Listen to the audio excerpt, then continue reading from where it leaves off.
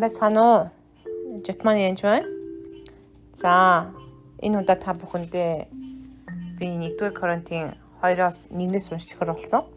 1-р Коринт намын 2-р бүлгээс эхлэе. Ах トゥ нараа, та нар руу очихдоо би та бүгдэд үг яриа, мэрэгэн ухааны давмгаалаараа Бурхны нууцыг тунгалж байгаагүй гэж. Тэгэхээр энд хүний мэрэгэн ухааны тухай ярьж байгаа шүү. Юу гэж хэлж байгаа гэхээр үг яриа мэрэгэн ухааны давмгаалаараа Бурхны нууцыг тунгалж байгаагүй гэж. Хүний мэрэгэн ухааны давмгаалаар Бурхны нууцыг тунгалж байгаагүй шүү гэж хэлж байгаа. Тэгэхээр муран сайхан яриатай хүмүүс байдаг л да. Ялангуяа худалдаа эрхэлдэг хүмүүсээр ч юм уу зарим манад нэг хүн орж ирэл бараг юмаа зарна гэхдээ бараг итгэлтэй орж ирсэн. Яаж иж байгаа л бараагаа зарчаад гарсан л та. Тэгээд би барагтай амьд л үгүй гэж хэлдэг хүн бүр тэр хүний хамаг ятгалганд нэг үтсэн чи орчихсон сууж байсан. Тэгээ гарч өгөхгүй та гараач гэж хэлсэн чи гарахгүй 3 цаг суусан манай гэрт. Тэгээ тэр хүний үнэхээр уран налынхаа тэр одоо яриа тэгээд маш их мэрэгэн одоо дэлхийн мэрэгэн ухаантай байсан л та бараагаа зарахтаа. Тэгэхээр үнэхээр Бурхны нууцыг бас тэгж хүний мэрэгэн ухаанаар би яриагүй шүү гэж Пол хэлж байгаа. Учир нь та нарын дунд би Есүс Христ болон цовдлогдсон түүнээс өөр ямар ч зүйлийг мэдэхгүй байхаар шийдсэн юм аа. Мөхөс байдал, айдас, үлэмжийн жичрэл дотор би та нартай хамт байсан юм. Миний үг болоод миний тунхаглал үгийн мэрэгэн ухааны ятгалын үгээр бус харин сүнсний ба хүчний илэрлэлээр байсан нь та нарын итгэл хүмүүсийн мэрэгэн ухааны дотор бус харин Бурхны хүч дотор байхын тулд юм аа гэж. Тэгэхээр бидний итгэл хаана суйрлагдах нь хамгийн чухал байгаа. Хүний мэрэгэн ухаанаар суйрлагдах үед хүмүүс Бурхны сүнсийг болон хүчийг мэдэхгүй байх үед янз бүрийн асуудал болоход амьдралтын тохиолдсон өөр нэгэн юмцаас болоод давалгаан цохолон өөр тишээ явдаг байгаа. Сүмд явж байгаад явхаа болчихсон ч гэдэм үү. Шинэ сүмд явж байгаад явхаа байсан гэсэн зарим хүмүүсийн хувьд итгэлээр сага буураагүй хүмүүс байдаг. Гэтэл бүр итгэлээ алдаад өөр шашин шүлтгрөө шүтээд эсвэл Иесус чинь буруу юм байна гэд яваад хүн байдаг л да. Хэрв Иесусыг жинхнээсээ таньсан, мэдсэн, үнэхээр тэр Иесус булангийн жил түүний таны суур байшин гэж суур болсон байх юм бол таны итгэлийн суур нь Иесус байсан бол та хувийн харилцаатай байсан бол хизээч явахгүй. Алга болохгүй. Тэр бат сууртай гэрлэлчгэл байх болно. Тэр итгэлт нь хаана байгаа вэ гэдэг хамгийн чухал байгаа. Тэр хаана байгаасаа гэж хүссэн бэ гэхээр та нарын итгэл хүмүүсийн мэрэгэн ухааны дотор бус харин Бурхны хүч дотор байхын тулд юм. Тэгэхээр бидний итгэл Бурхны хүч дотор байх нь л та. Тэгээд би илрүүлэхдээ уран гой үгээр биш яасан бэ? Мэрэгэн ухааны ятгалын үгээр бас харин сүнсний ба хүчний илэрлэлээр байсан. Би таны итгэл тэгээ нэгсэндээ би та нарт очихдоо янз бүрийн уран сайхан юм яриагүй шүү. Харин би сүнсээр болон хүчээр байсан гэж хэлж байгаа.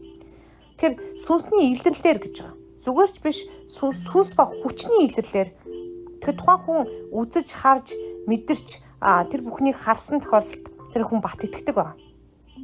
Зарим хүмүүс хэлдэг л дээ одоо сүнсээр унаад ч юм итгэл төлөөлөх хин тэмэрхтэй юм бэ. Иесуст итгэвэл тэр болооч тэр чинь хамгийн сайн гайхамшиг шүү дээ гэж хэлдэг. Тэр хүн яагаад хүнийг хайрлахгүй байна вэ? Нэгэнт өөрт нь болсон идэрлэлийг ч юм уу тий өөрт нь болсон амьдралын юмыг тэр хүн хизээч мартадаггүй. Та үнэхээр өвчтөе орон дээр хөвтөж байсан бол тэр өвчин чинь алга болоход бурхан таалрахгүй гэж юу? Тэрийгээ бас мартахгүй гэж юу? Мартаад л ингээд эзэн яг хэвдээ намайг 20 жилийн өдөр өмнө идгээсэн гэж ярих уу? Амьдрал тохиолдсон олон өдөр бүрийн гайхамшигар миний итгэл үнэхээр өдрөөс өдөрт батждаг. Итгэлээр алхаж эхлэх тусмаа үнэхээр хэцүү замуудаар замдаа туулдаг л та. Гэхдээ эзэн миний ард байгаа. Эзэн би эзэн дээр суурлагдсан гэдгээ мэддэг тутам үнэхээр амьдралын тэр нөхцөл байдлуудад нээгч нэг хараагаа хандуулахаа болждаг байна. Тэгэхээр бид юуг мэдэх ёстой вэ гэхээр Иесус Христ болон цовдлогдсон түүнээс өөр ямар ч зүйлийг мэдэхгүй байхаар шийдсэн гэж хэлж байгаа. Тэгэхээр Иесусыг үнэхээр мэддэг хүн бол үнэхээр хамгийн сайныг мэддэг бол Иесус хизээч хүн Иесусээс холтыг гэж бодохгүй. Ариун сүнсийг үнэхээр мэддэг бол ариун сүнсээс үнэхээр мэддэг бол шүү. Ариун сүнсээс холтыг гэж боддог хинч байх. Уламл дүүрч уламл бэлхаж түүнтэй уламл ойрхон байхыг хүснэ. Тэгэхээр би яагаад гэрлэлтэд зүрлэнэ? Үнэхээр гал халуун байжсэн салаа явчихдаг хүмүүс байдаг л да. Хуралаар ч юм ямар нэгэн байдлаар суусан хүмүүс байдаг. Гэтэл үнэхээр таны хайр улам өдрөөс өдөрт улам ойртож, улам бие биендээ дасаж, улам бие биентэйгээ нийлж хүчтэй болж байгаа бол та эзэн рүү улам ойртох үед ч гэсэн гэрлэгчин бас бат бөх болдог. Түүнтэй адилхан үнэхээр эзэн рүү ойр тутсан итгэлчин ч гэсэн бат бөх болно, суурчин ч гэсэн бат бөх болно. Улам сайн үнэлэгдэх болно гэсэн үг. Модоор бол үнд чинь доошоос бат сууна гэсэн үг. Тийм учраас үнэхээр сүнсний ба хүчний илэрлэлээр байсан та нарыг итгэл хүмүүсийн мэрэгүү ухааны дотор бус харин Бурхны хүч дотор байхын тулд юмаа гэж хэлж байгаа. Тэгээд Пол хэлж л да үнэхээр би эзнээс имэдэ гэж хэлж байна. Тэгээд би заримдаа сүүлдээ өдрийн эцсийн үе мөчийг боддог л доо. Үнэхээр чичрээд нүцгэн чиний амьдралын бүх хийсэн гэмнүүл чиний өмнө үдгдэхэд та яах вүлээ? Уйлах байх л да. Маш хэцүү байх. Үнэхээр Есүсээ туслаач гэдээ орилох л байх.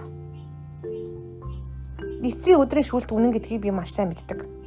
Тэр үнэхээр мөнх амиар хөтлөгдөж амьдрах явдал маш чухал. Өнөөдөр хийгдэж байгаа зүйл бол юу ч биш. Харин та мөнх хязгааргүй амиа та Бурхантай хамт байх уу? Эсвэл чөтгөртөө доор галт хамт чадах уу гэдэг бол өөр зүйл. Тийм учраас үнэхээр чичрлэр, үнэхээр айцаар, үнэхээр эзнээс имээх хүн төр сэтгэлээр энэ бүгдийг хийдэг гэсэн үг. Эцэст нь хэлэхэд Колосе 2:8-ыг уншъя. Хэн нэгэн та нарыг Христийн дагуу биш, харин ертөнцийн үндсэн зарчмууд, хүний уламжлалын дагуу гүн ухааны болон хоосон мэхлэр олзлохын хэмээн сэрэмжлэгтэн гэж. Олон уран хөхтэй мундаг гэлтгэгч нартай биш, харин үнэхээр сүнсний хүчээр болон сүнсний илэрлэлээр бүх зүйлийг хийх үед үнэхээр та эзнээс гэдгийг мэдэх болно. Та ч гэсэн Пол шиг байгаараа. Иесус Христосийн нэрээр эзэн дотор та үнэхээр сүнсний хүчээр болон илэрлэлээр сүнсээр хүчтэй байх тун.